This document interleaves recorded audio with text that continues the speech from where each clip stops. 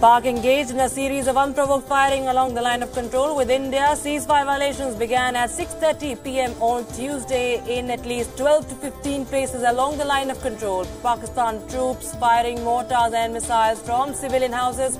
The Indian Army retaliating to the firing, destroying 5 Pakistani Army posts away from the civilian localities.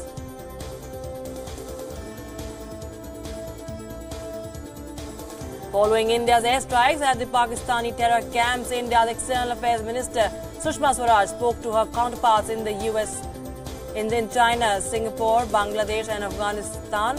In a telephonic conversation with US Secretary of State Mike Pompeo, Swaraj explained the reasons behind the strike and conveyed that the action was specifically targeted at the Jaish-e-Mohammed camp. Reports say Swaraj also spoke to the Chinese Foreign Minister Wang Yi and apprised him about the non-military preemptive airstrikes.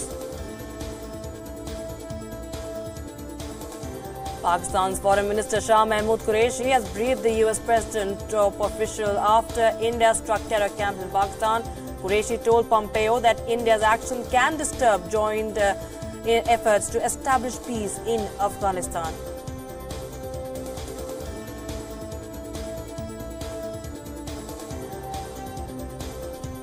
France has vowed to back India in its fight against terror. France said, and I quote, that it recognizes India's legitimacy to ensure its security against cross-border terrorism and asks Pakistan to put an end to the operations of terrorist groups established on its territory. France, which stands by India in the fight against terrorism in all its forms, is fully engaged in mobilizing the international community to sanction the terrorists responsible for this attack and freezing their financing networks.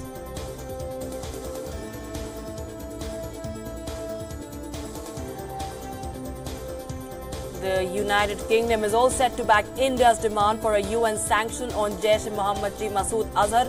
In an exclusive conversation with WION World is One, the United Kingdom said that it is working closely with India to list Azhar under the UNCSR 1267. UK says that it has held discussions with the members of the Security Council in the recent days regarding the same. And there were celebrations across India in honor of the Indian Air Force. In Gaya, 11,000 candles were lit in the historical Vishnupad temples. Sites across the country were decorated in honor of the Indian forces. All eyes are also on Vietnam today, where US President Donald Trump and North Korean leader Kim Jongun are all set to meet for their second summit. White House spokesperson Sarah Sanders said that the two leaders will meet for a brief one-on-one conversation, followed by a dinner at which they will be accompanied by 2 guests each and interpreters. The two leaders will be again meeting on Thursday. During this summit, the US side will urge the tangible steps by North Korea to dismantle its nuclear weapons program.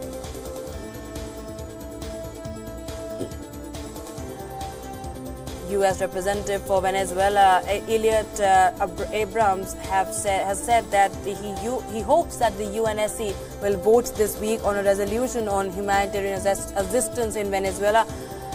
He said that Washington would impose more sanctions on Caracas in the following weeks in order to bring additional pressure on the Maduro government. The U.S., remember, is pushing the Security Council to formally call for free, fair and credible presidential elections in Venezuela.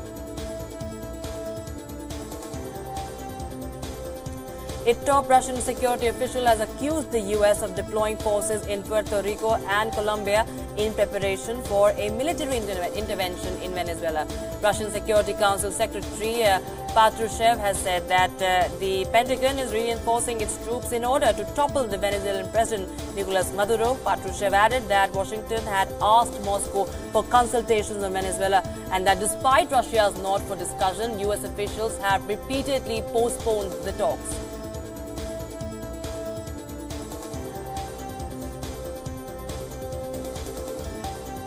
According to the latest U.S. State Department data, the Trump administration refused over 37,000 visas applications in the year 2018 due to the existing travel ban. The latest figures show that the U.S. government denied 15,384 applications for immigrant visas and 21,645 applications for non-immigrant visas. The travel ban was imposed by US President Donald Trump shortly after he took office, and it has affected people from Iran, Libya, Somalia, Syria and Yemen.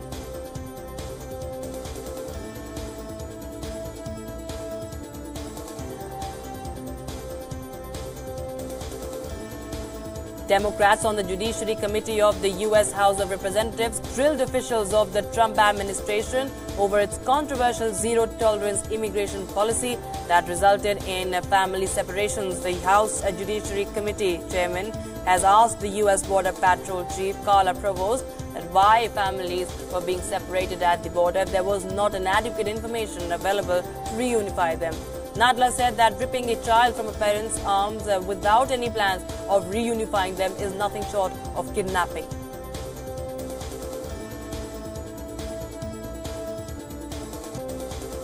Nigeria's Muhammadu Buhari has won a second term and final four-year term as the country's president. This comes amidst demands from the party of Buhari's main rival Atiku Abubakar that the release of the results be halted immediately. Atiku's party has rejected the tallies announced so far as incorrect and unacceptable.